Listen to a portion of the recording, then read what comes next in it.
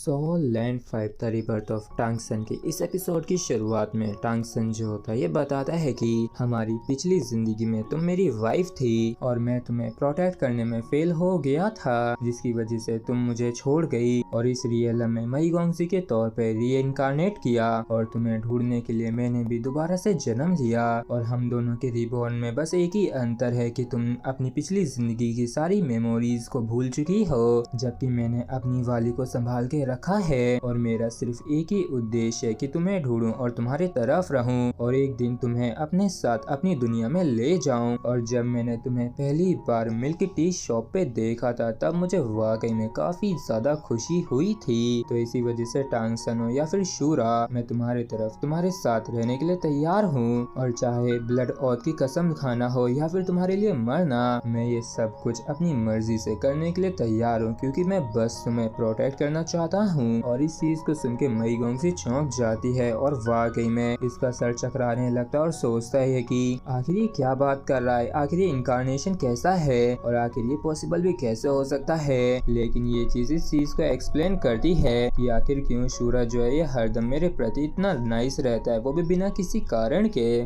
और इस बारे में सोच के मई गोंगसी जो होती है ब्लश मारने लगती है और फिर कहती है कि अच्छा तो तुम पिछली जिंदगी में मेरे हस्बैंड थे। तो टांगवुलिन इस पे हामी भर देता है। तो मई गोंगसी जो होती शर्माते हुए कहती है कि मैं अभी वाकई में काफी ज्यादा कंफ्यूज हो रखी हूँ, सच में काफी ज्यादा। तो टांगवुलिन जो होता है ये कहता है कि मुझे माफ करना, जिस वजह से मैंने तुम्हें पहले कभी इस बारे में एक्सप्लेन नहीं किया, वो इसलिए क्योंकि ये चीज जो है ये सच में अनबिलीवेबल है। लेकिन तुम्हें बस इतना जानने की जरूरत है कि इस चीज से फर्क नहीं पड़ता है कि टांगसन हो चाहे फिर सूरा, लेकिन मैं हरदम तुम्हारी तरफ रहूंगा तुम्हें प्रोटेक्ट करने के लिए। और अभी के लिए चलो तुम अपने दिल को शांत करने पे ही फोकस करो और अपने आप को तैयार करो ब्रेक थ्रू करके गॉडहुड तक पहुंचने के लिए। और वैसे मैं उम्मीद करता हूं कि तुम अपना ब्रेक थ्रू सी में करोगी, क्योंकि मेरे लिए वहां पे तुम्हें प्रोटेक्ट करना काफी ज्यादा आसान होगा। तो इस पर मई गोंगसी भी पूछती है कि लेकिन आखिर ऐसा क्यों। तो टांगवुलिन जो होता है कहता है कि क्योंकि मैं अपनी पिछली जिंदगी में एक सी गॉड था।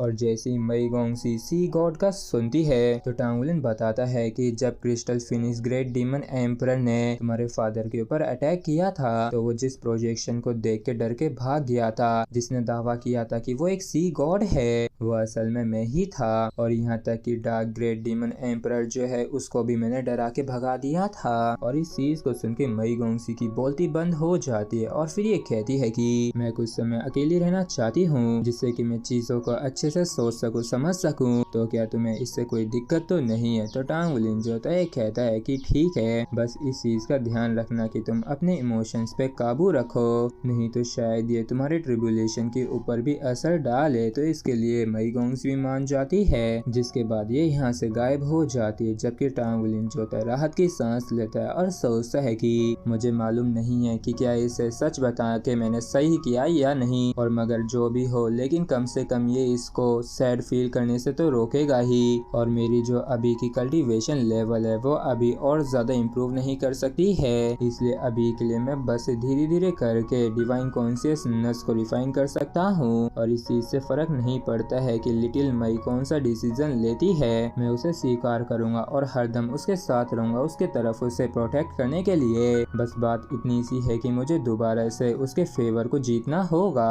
और इसी के साथ फ्रेंड्स हमारा एपिसोड यहीं पे खत्म होता है, लेकिन प्लीज ज्यादा से ज्यादा वीडियो को लाइक करिए, क्योंकि आजकल बिल्कुल भी व्यूज नहीं आ रहे हैं और आप में से काफी सारे लोगों को ऐसा लगता है जैसे कि मैंने इसको छोड़ दिया। तो मैं बता दूं कि ये स्टोरी ऑन गोइंग है, तो जैसे जैसे चैप्टर आते हैं तो मैं उसे एक्सप्लेन करता जाता हूँ। तो प्लीज इस वीडियो को ज्यादा से ज्यादा लाइक कीजिए।